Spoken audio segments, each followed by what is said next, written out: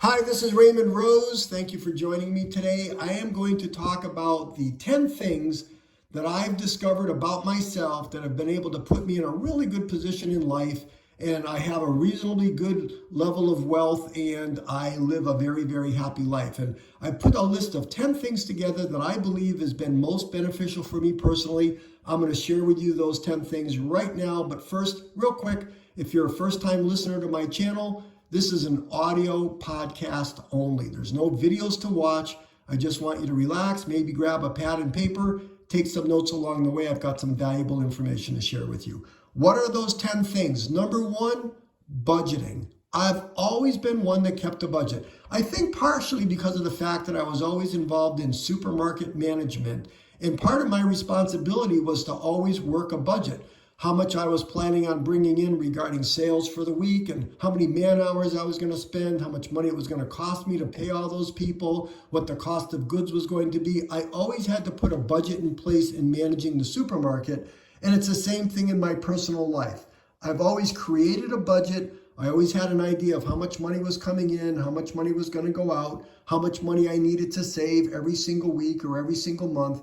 And by doing that, it helped me to stay very focused on the end result and knowing exactly what I needed to do to put myself in a great position for personal finance, for retirement planning, month-to-month living, all those things. And it helped me avoid overspending money.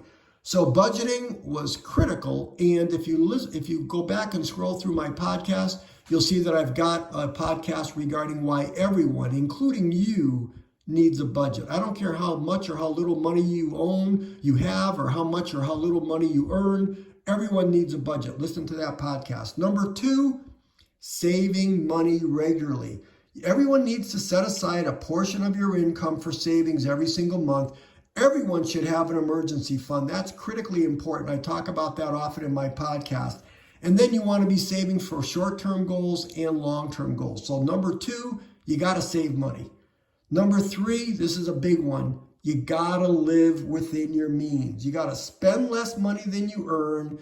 You gotta put 25% of your income into savings, retirement planning, investing, those things. 25% of your money should be put to the side for federal and state taxes, and then you need to be able to live on 50% of your income. It's that simple. Otherwise, you're gonna accumulate debt. You're going to stress out. You're going to be paying high levels of money and interest. So number three, you got to live within your means. Number four, you got to avoid impulse buying. If you practice mindful spending and you can eliminate impulsive purchases, you're going to be able to put yourself in a much better position as it relates to your goals. You only want to be buying things that you truly need versus the things that you want. You know, buying when you're at the supermarket, you're at the register and you're buying something that was just an impulse purchase, or you're at the department store and you're making an impulse purchase. Maybe you're purchasing something for $100 that you weren't thinking of. Well, all that adds up. So you got to stop impulse buying. Number five, if you do have debts, credit card debts, mortgages, car loans, whatever, you need to make sure that you've made a plan to pay off all high interest rate debts as quickly as possible. Get rid of those credit card balances because they're very, very expensive. I'm blessed. I've never put myself in that position, but that was my point. I didn't do that. I always made sure that, and I use a credit card every single day, but I pay it off in full every single month. And if I can't pay it off in full, it's not going on a credit card. I'm not buying it. So that's really important. Number six, everybody needs to learn how to invest. You have to educate yourself about the different types of investment options, and you got to start investing early so that your money can grow over time. Number seven, automate your expenses. Set up automated transfers to your savings account, to your investments, to your bill payments. Make sure that everything is consistent, and that way you're never missing any type of deadlines. I know myself on my bank app, every single penny I spend goes on my credit card. If I'm out and about, I don't care if I'm buying, a 59 cent, I'm buying some index cards at the dollar store. that $1 that I'm spending, it's going on my credit card. Everything goes on my credit card, and then at the end of the month, my app is programmed to pay off my credit card bill in full and on time. Make sure your finances are automatic. Number 8, especially if you're making larger purchases, but any purchase, make sure you're comparing prices. Before you're making a purchase, do your homework. More than ever, be with your iPad or your phone or your computer. It's easy to compare the competition. Make sure that you're getting the best value for your money. Number 9, regular financial checkups. Review your financial goals. I do mine, honestly, I do mine every single month. I know how much money I've spent today. I know how much money I spent. If you were to say, how much money did you spend in February of 2019? I can literally go to my phone and within probably 20 seconds, I can pull up the budgets and expenses for that entire year. So I know, but here's the point. It only takes me, I don't know, maybe 7 or 8 minutes a month to do all that stuff because everything's right on my credit card, which is right on my bank app.